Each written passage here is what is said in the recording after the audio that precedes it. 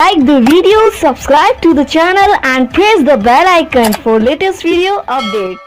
Hello students, एक बार फिर आपका स्वागत है। हम लोग कृषि रसायन के अंदर पहला टॉपिक अपन जैव रसायन और जैव रसायन के अंदर हम लोग पढ़ रहे थे कार्बोहाइड्रेट। क्या पढ़ रहे थे? कार्बोहाइड्रेट। और कार्बोहाइड्रेट इसे कहते हैं कि वे प्रकाशिक सक्रिय पॉलीहाइड्रोक्सी एल्डिहाइड या कीटोन होते हैं या जल अपघटन पर पॉलीहाइड्रोक्सी एल्डिहाइड या कीटोन देते हैं, वो कहलाते हैं कार्बोहाइड्रेट। उसके बाद कार्बोहाइड्रेट के हम लोग पढ़ रहे थे प्रकार, और प्रकार में सबसे पहला प्रकार हमने पढ़ा था मोनोसेकेराइड। अब मोनोसेकेराइड क्या होते हैं ये हम लोग पढ़ चुके हैं कि ऐसे कार्बोहाइड्रेट जो क्या हो, स्वयं पॉलीहाइड्रोक्सी एल्डिहाइड या कीटोन होते हैं, वे क्या कहलाते हैं? मोनोसेकेराइड। और इनमें कार्बन परमाणु की संख्या वो 3 से 5 तक होती है, वो क्या कहलाते हैं? मोनोसेकेराइड। इसके बाद आज दूसरा प्रकार पढ़ रहे हैं हम लोग ओलिगोसेकेराइड। ओलिगोसेकेराइड कौन से होते हैं कि ऐसे कार्बोहाइड्रेट जिनमें 2 से 10 तक मोनोसेकेराइड इकाइयां जुड़ी हुई होती हैं, वो क्या कहलाते हैं? ओलिगोसेकेराइड।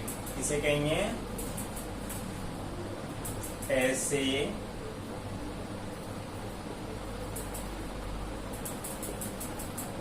कार्बोहाइड्रेट जिनमें 2 से 10 तक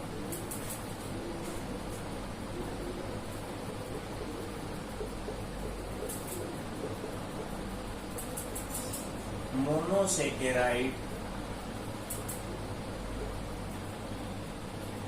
या इकाई लिखो या अणु लिख दो, मोनोसेकेराइड अणु जुड़े होते हैं, वो क्या कहलाएंगे? ओलिगोसेकेराइड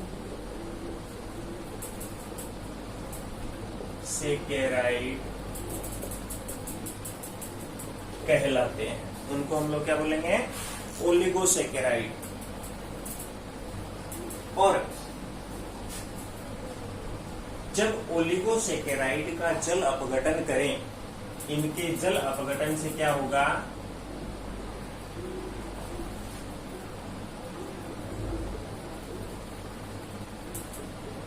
ओलिगोसेकेराइड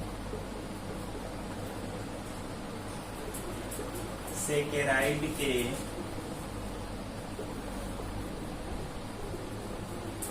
जल अपघटन से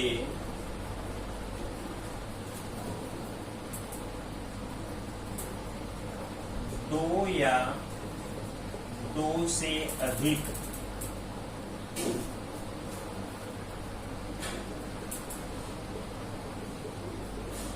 मोनोसेकेराइड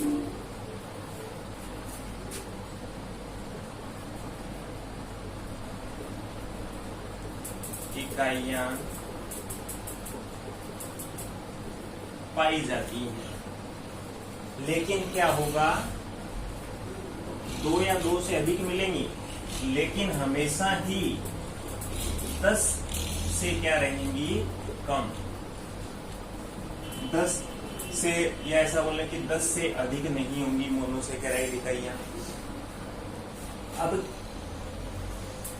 ओलिगोसेकेराइड के अंदर मोनोसेकेराइड इकाइयों की संख्या के आधार पर, मोनोसेकेराइड इकाइयों की संख्या के आधार पर फिर इनका वर्गीकरण कर देते हैं। जैसे डाइसेकेराइड। डाइसेकेराइड में कितने होंगे? इसमें 2 मोनोसेकेराइड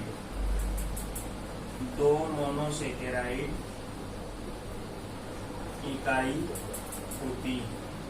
कितनी मोनोसेकेराइड इकाइयां होंगी? 2। एग्जाम्पल लें, जैसे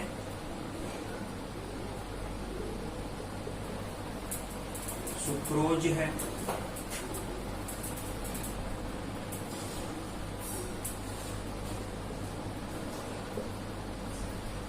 माल्टोज है,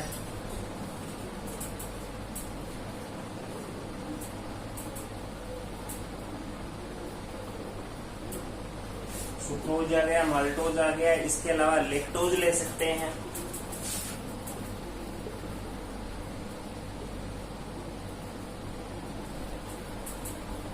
ये सभी क्या हैं?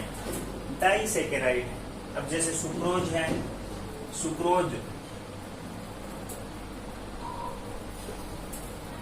ग्लूकोज और फ्रक्टोज, दो मोनोसेकेराइड इकाइयों से बना होता है। माल्टोज जो है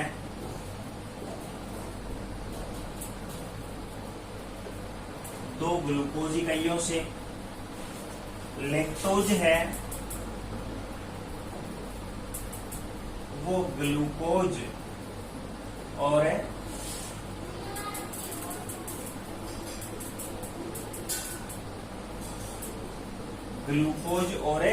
ग्लेक्टोज इकाइयों से बना हुआ होता है। तो ओलिगोसेकेराइड के अंदर डाइसेकेराइड कौन से होंगे? जिसमें दो मोनोसेकेराइड इकाइयां पाई जाती हैं, जैसे सुक्रोज हो गया, माल्टोज हो गया, लेक्टोज हो गया। इसी तरह यदि मोनोसेकेराइड इकाइयां क्या हो? 3 हो, तो उसको बोलेंगे ट्राइसेकेराइड। और ट्राइसेकेराइड का एग्जांपल अपन ले सकते हैं रेफिनोज। और यदि क्या हो? मोनोसेकेराइड इकाइयों की संख्या, ऐसा ओलिगोसेकेराइड जिसके अंदर मोनोसेकेराइड इकाइयों की संख्या क्या हो? 4 हो, उसको क्या बोलेंगे? टेट्रासेकेराइड। टेट्रासेकेराइड, इसका एग्जांपल हम लोग ले सकते हैं स्टेफियोज। तो इस तरह से ये क्या हो गई? ओलिगोसेकेराइड। ओलिगोसेकेराइड में डाइसेकेराइड, यदि दो मोनोसेकेराइड इकाई है तो उसको डाइसेकेराइड बोलेंगे। 3 यदि मोनोसेकेराइड इकाइयां जुड़ी हुई है तो ट्राइसेकेराइड, 4 जुड़ी हुई है तो टेट्रासेकेराइड और 5 जुड़ी हुई है तो पेंटासेकेराइड। इसके बाद नंबर 3,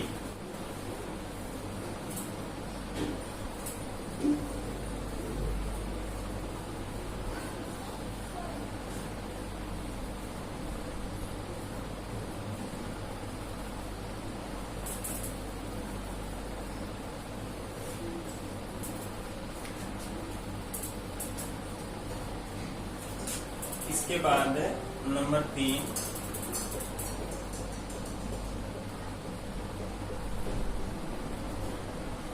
पॉलीसेकेराइड। पॉलीसेकेराइड कौन से होंगे? कि ऐसे कार्बोहाइड्रेट जिनमें मोनोसेकेराइड इकाइयां 10 से अधिक, या ऐसा बोलें कि बहुत अधिक होती हैं, वो क्या कहलाएंगे? पॉलीसेकेराइड।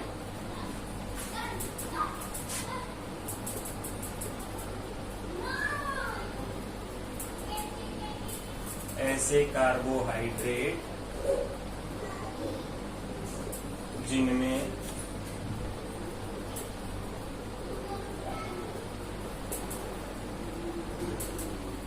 मोनोसेकेराइड इकाइयां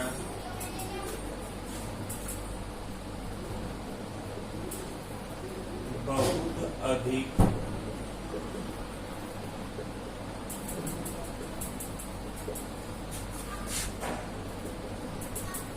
होती हैं, क्या कहलाएंगे?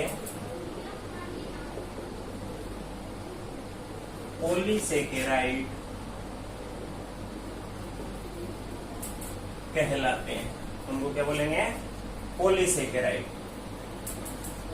और इनके अणुभार होते हैं अधिक, तो ये उच्च अणुभार वाले क्या होते हैं?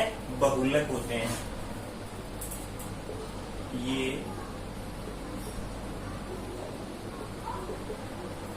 उच्च अणुभार वाले बहुलक होते हैं।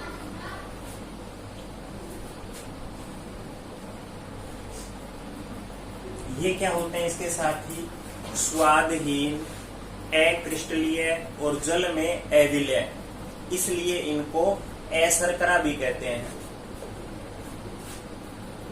ये स्वादहीन, अक्रिस्टलीय तथा जल में अविलय होते हैं।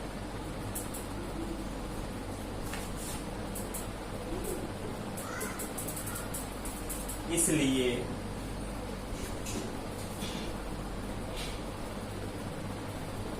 इन्हें अशर्करा भी कहते हैं। क्या बोलेंगे? अशर्करा भी कहते हैं।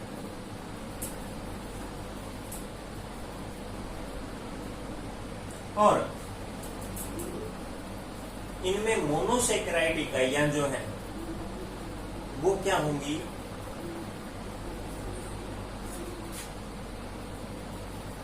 यदि इनका जल अपघटन करवाएं तो अपने को असंख्य क्या प्राप्त होती हैं? तो मोनोसेकेराइड इकाइयां प्राप्त होती हैं, जैसे स्टार्च, सेलुलोज, ग्लाइकोजन।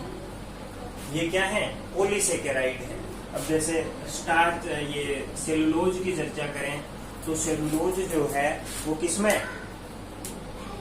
सेलुलोज प्रकृति के अंदर सर्वाधिक पाया जाने वाला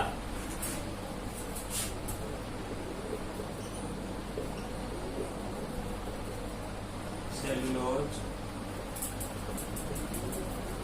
प्रकृति में सर्वाधिक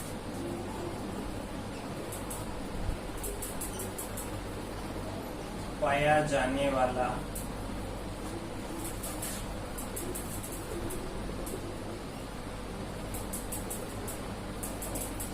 कार्बोहाइड्रेट है। और ये मुख्य रूप से किसमें? लकड़ी है,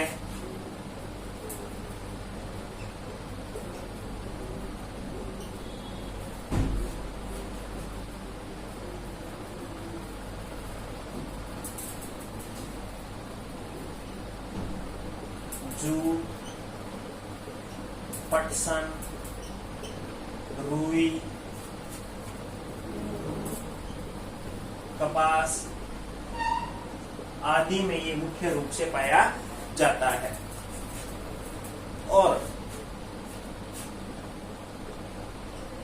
सन और पटसन के अंदर 97 से 99% तक सेलुलोज है वो हमको आसानी से मिल जाता है।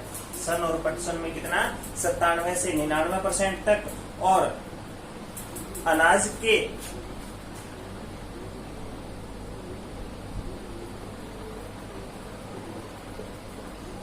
के भूसे के अंदर ये 30 से 43% तक 30 से 43% तक अपने को क्या मिल जाता है? सेलुलोज है वो आसानी से मिल जाता है। अब इसके बाद ग्लाइकोजन।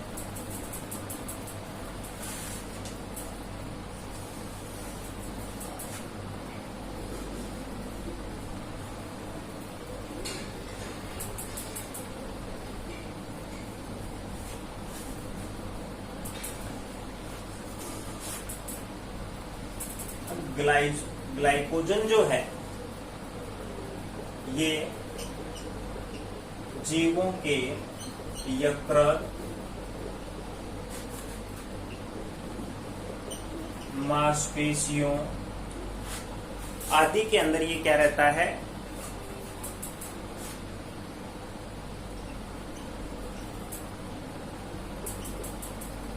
आदि में संग्रहित रहता है। इसलिए इसे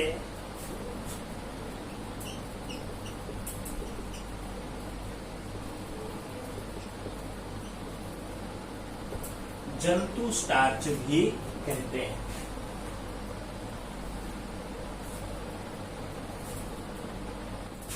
इसके अलावा ये किसमें, कोशिकाओं व ऊतकों में भी क्या रहता है, संग्रहित रहता है। और जब जीव को इसकी आवश्यकता होती है, कार्बोहाइड्रेट की आवश्यकता होती है, तो ग्लाइकोजन किसमें, ग्लूकोज में परिवर्तित होकर व्यक्ति के रुधिर के अंदर आसानी से मिश्रित हो जाता है। अब रहा स्टार्च। तो स्टार्च किसमें, अनाज, दाल, अखरोट, आलू, शकरकंद, इनके अंदर प्रचुर मात्रा में पाया जाता है। तो ये कार्बोहाइड्रेट का क्या था, वर्गीकरण था। इसके बाद नेक्स्ट टॉपिक है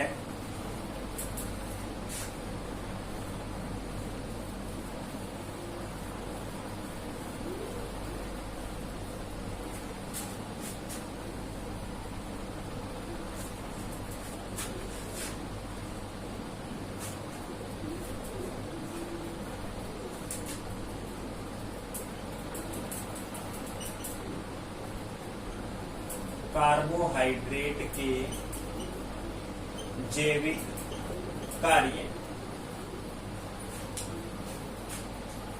कार्बोहाइड्रेट का मुख्य कार्य क्या है, शरीर को ऊर्जा और ऊष्मा प्रदान करना। शरीर को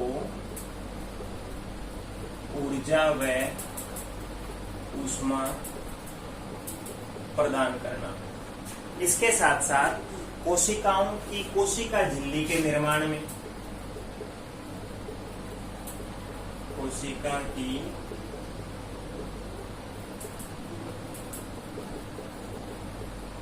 कोशिका झिल्ली के निर्माण में कार्बोहाइड्रेट प्रयुक्त होता है। इसके साथ साथ जो पादप हैं, उन पादपों के बाह्य कंकाल के निर्माण में, पादपों के बाह्य कंकाल के निर्माण में कार्बोहाइड्रेट प्रयुक्त होता है। Okay, thank you. इससे आगे नेक्स्ट क्लास में पढ़ते हैं।